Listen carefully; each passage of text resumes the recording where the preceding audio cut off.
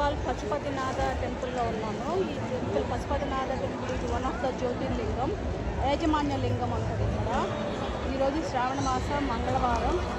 So ఎంత crowd ఉందో చూడండి. మేము నిన్న మండే కూడా వచ్చాము స్వామి దర్శనం చేసుకోవాలి అని. ఇక్కడ వరకే ఎలా ఉంటుంది కెమెరా, సో నేను ఇక్కడి నుంచి వీడియో తీయగలుగుతున్నాను.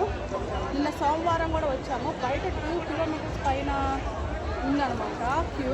ఇంకా క్యూలో రాలేక 6 hours ఉంది టైము, వెయిటింగ్ టైం స్వామిని దర్శనం చేసుకోవాలంటే. సో ఇక్కడ 32 degrees ఉంది ఈరోజు. నేపాల్ చల్లగా ఉంటుంది అనుకుంటాము, కానీ చల్లటి కాదు, ఇది ఇక్కడ చాలా వేడి. లండన్తో పోలిస్తే ఇది ఇంకా బోన్ అనుకోవచ్చు మనం, ఇండియాలానే ఇక్కడ కూడా.